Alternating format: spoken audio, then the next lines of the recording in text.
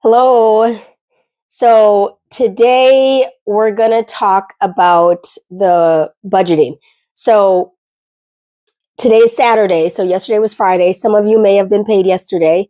Others are paid next week. Others are paid only at the beginning of the month or whatever. I was not paid yesterday. However, the $500 that I'm doing on every check was taken out yesterday. And so I want to talk about the pain. Oh, I didn't mean to put my hand there. The pain of that and what to do about it, because it seems like so much. So I think I've said before, I don't make a lot of money. I'm not, rolling in dough. I don't make $100,000 a month, nothing like that. And I do make a strict budget that I do follow. Because I don't have a bunch of bills, I am able to kind of, move the money around wherever I need it. However, I do like to stay in line, because if I look at last year's budget and if I kept it accurate, then I can look back last year and say, geez, I only spent $300 a month on groceries last year, and this year I'm spending $500 a month, or whatever, whatever the situation is. And so I like to keep that accurate budget so that I know what I can expect each year in terms of increases. Starting off in a new year, this is January of 25.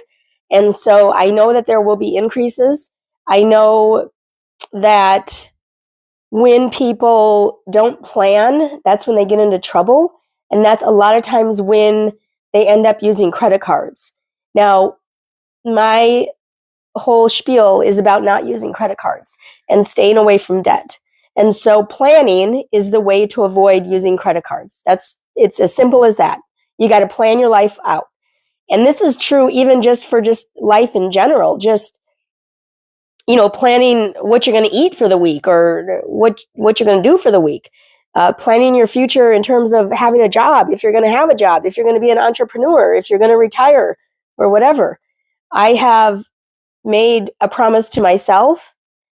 It's a rough promise, but I have made a promise to myself that I will retire when I'm 60.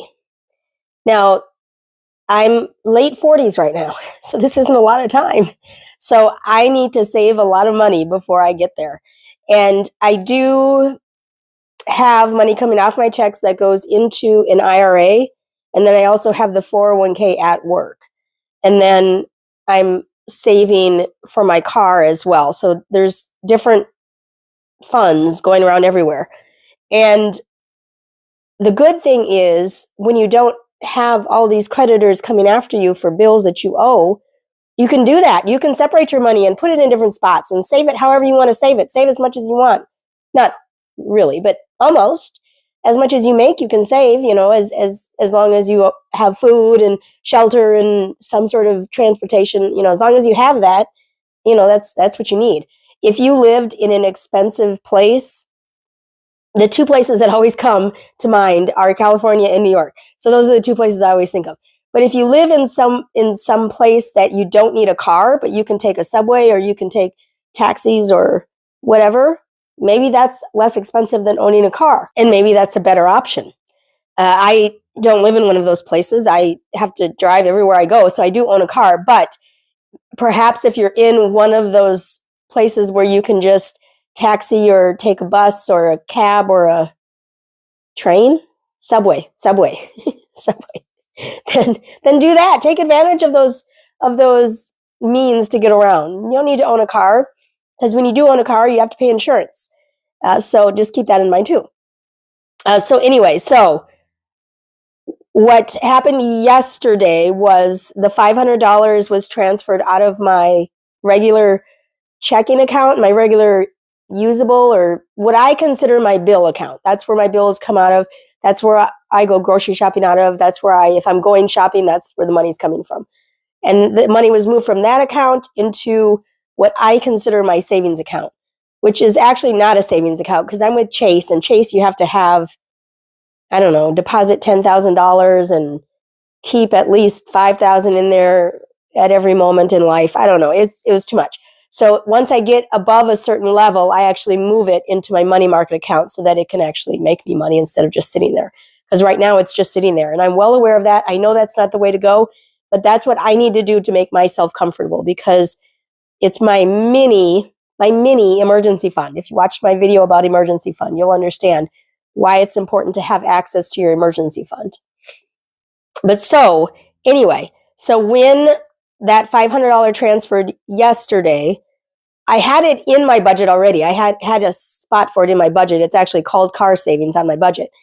And so when it happened, then I was able to go into my budget on every dollar, and I just put the $500 there and move to other account or transfer to other account is my note. And so then, of course, that balance decreases. And so then I decided that I'm going to move some stuff around so that I can feel comfortable. Now, what I have in every dollar is less than what I actually have in the bank, because I keep a cushion on my bank account because I don't ever want to go near zero. So I always keep a cushion so that I'll always have a couple $100 in there just to keep me safe, basically, to make sure I'm never denied at a cash register or whatever.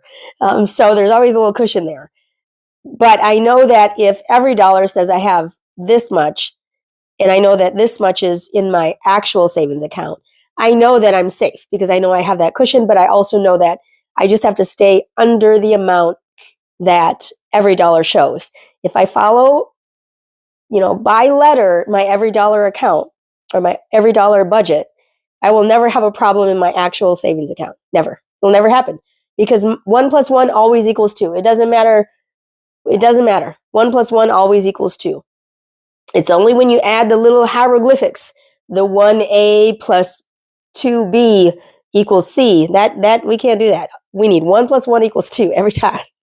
So I did move some of my, some of my grocery budget. I moved that over to, where did I move it? To savings, I think, on my budget lines. I move it over to savings because when I'm sick like this, I feel horrible. You can probably hear me, how horrible I sound. I feel horrible. So I haven't eaten. I ate some soup today for lunch. Yesterday for lunch, I also had soup. I didn't eat any dinner. I didn't eat any breakfast. I do always drink coffee for breakfast, so that's always my breakfast. That never changes. But I'm not eating, basically, which means I'm not grocery shopping as well, which is fine because it's saving me money, but not fine in terms of how I feel. So I do need to eat some vegetables. I know that. But anyway, so since I'm not spending the anticipated amount, I'm going to move some of that money around so that as much can go to savings as possible. Remember, I have a goal. I'm automatically going to save $1,000 a month, automatically, because it's being taken and it's going, and I'm not going to see it. It's just going to go. But I want to save more than that so that I can automatically transfer more into the money market account. So the faster I can get to my certain number, the faster I can move it to the money market account. Because when it's in the money market account, it grows. We were up to 5.12, I think it was, during the summer. And it recently has gone down. It's down to, I don't know, 3 something. I don't know. It's bad. But it's making more than zero, which in my savings account, which isn't a savings account, in that account, it's making nothing because it's a checking account that you're supposed to use for all your charges. But it's basically a savings account for me. And that's maybe where I need to adjust.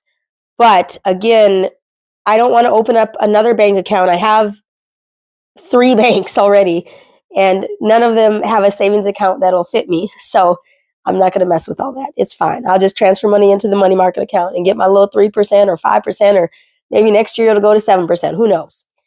But anyway, so I have to make the adjustments to my budget so that when I look at it, and if I want to, for example, go shopping on Amazon, because that's my new addiction for some reason, if I want to go buy something on Amazon, I can look at either the Amazon line, because Amazon has a line, or I can look at miscellaneous, or I can look at anything else that isn't actually going to be spent. Now, this coming week on Thursday, I think it is, I have my therapist's visit, so I'm going to owe her a copay. So I have to put that into my budget so that there's money set aside for that payment, because I know that payment is coming. So I just have to set it aside so that it's set up and ready. Now, what happens if next week I'm paid, but the following week is going to be the 500 again? What happens if that week, whatever week that is, I have no idea. I don't even know what day it is today. 17th, the 18th, the 19th. I have no idea what day it is. But anyway, let's say the $500 moves and I'm feeling nervous because my bank account number is too low, or my every dollar amount is too low.